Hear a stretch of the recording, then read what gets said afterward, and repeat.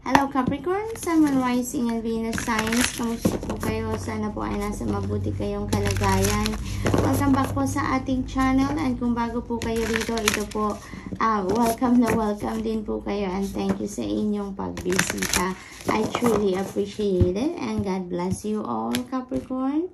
Paunang mensahe po ninyo for the month of October is number 58, Stag Spirit, take the lead. Ayan. Take the lead. Maybe Capricorn, you are going to step into a leadership role. Around this time, there is a promotion, there is pag-level up ng inyong position sa trabaho. Maaring now is your mission, no? To lead people. Now is their mission to be a leader, to inspire many people, no? To bring or guide other people, no? To be or to find their own light, no, Capricorn? We have number 47, use your mind wisely. Ayan, use your mind wisely, lalong-lalo na sa pagdidiskarte, and also maybe this is related dito sa mission ninyo to be a leader. Nagamitin ninyo ang inyong power sa mabuti, sa kung ano ang best para sa lahat, no, ng mga taong nasa paligid ninyo. Use your mind wisely dito para ma-perform ninyo ang mission ninyo, ang trabaho ninyo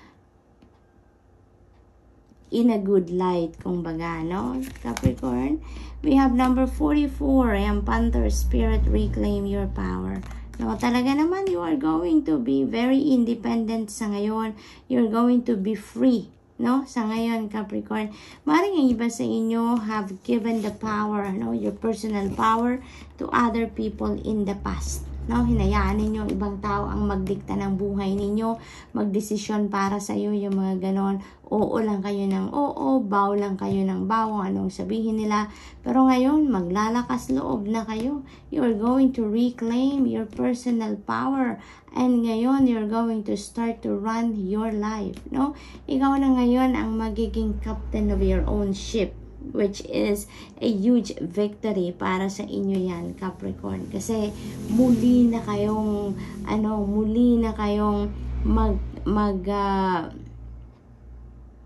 decision for yourself. Kayo na uli ang bahala sa buhay ninyo. You are taking full responsibility of yourself. Kaya napakalaking napakalaking victory yan para sa inyo, Capricorn.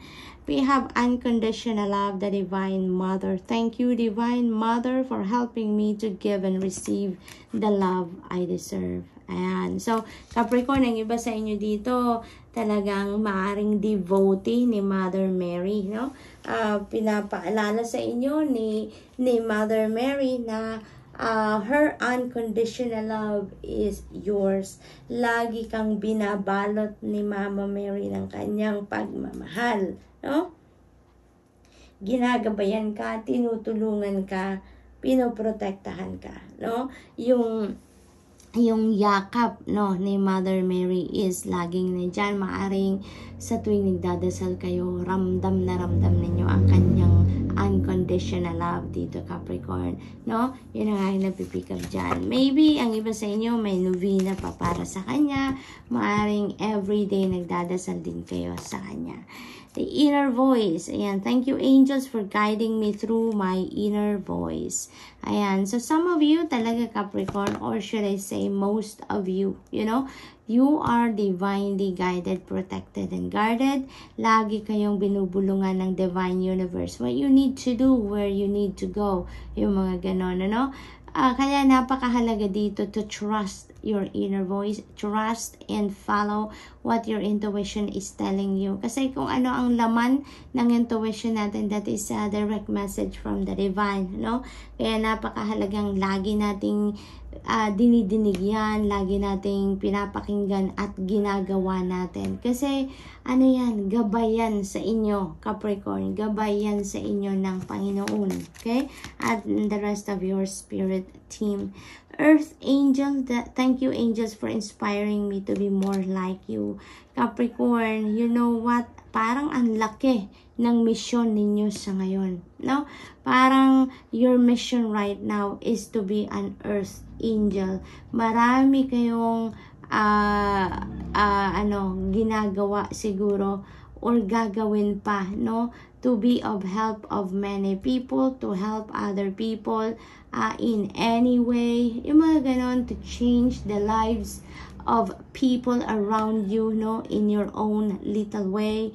Maaring sa paraan ng paggamit ng iyong mga gifts, ng mga talents ninyo, doon kayo makakatulong sa maraming tao, no? You are a miracle, you are a blessing, kaya naman you are also blessing other people, no? Capricorn, parang napakalaki talaga ng mission ninyo sa ngayon, no? To be an earth angel, Capricorn. Maaring ang iba sa inyo, Capricorn, sinasabihan na kayo ng mga taong tinutulungan ninyo na you are my angel or you are an earth angel. No, Capricorn? Because you are. Yan sinasabi ng card na yan. Forgive others even when you don't think they deserve it. You deserve the peace that comes from forgiveness.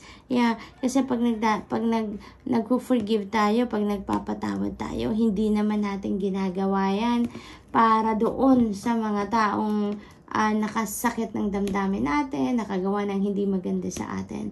But we are doing it. We are forgiving them, no? Dahil we are doing a favor for ourselves na makapag-move on na tayo, makapag-let go na tayo, or makapag-break free na tayo sa mga bigat ng dibdib, mga emotional baggages, resentments, galit, yung mga ganon, ano? So, yun ang advice sa inyo ngayon. It's time to forgive na so that you can move on with your life, Capricorn. Turn your face toward the sun and welcome the day. Ayan. Maaring ang iba sa inyo dito may lungkot na nararamdaman. Maaring ang iba sa inyo dito merong difficult situation na pinagdadaanan. Kaya maaring ang iba sa inyo ngayon na titempt, no, na doon na lang kayo tumingin sa dark circumstances ninyo, no? Maaaring may ganun sitwasyon. Kaya this has to be to be heard by some of you dito, Capricorn, no? Somebody needs to hear this. Na now is the time for you to turn your face toward the sun and welcome the day. Wag na tayong mag-focus doon sa kung ano ang problema. Wag na tayong mag-focus doon sa kung ano yung hindi magandang nangyayari sa buhay natin. Bagus, let's focus on the light. Let's focus on the silver lining of the situation. Let's focus on what is the possible solution na magagawa natin, ano, para masolusyonan ang pinagdadaanan natin. So what else? We have let music lift you up and fill your heart with joy, Capricorn, no? Maaring ang iba sa inyo before music has been a significant part ng buhay ninyo. Maaring yun ang nagpapasaya sa iyo, nai-inspire kayo, naiinganyo kayo to move, no, and do physical activity. Pero for some reason, maybe lately, hindi na kayo nagkakaroon ng panahon para dyan, no? Kaya parang iniimbitahan kayo na makinig kayong muli sa musika and let the music lift you up, no? Ma-inspire kayo, pasayahin muli kayo, pangitiin muli kayo ng pagpakikinig ninyo ng music, no? And fill your heart with joy again, no, by listening to music, Capricorn. So reconnect with music again, okay? So that's all I have for you for the month. I hope nakatulong mga mensaheng ito in some way. Thank you for watching. Love and light. Namaste.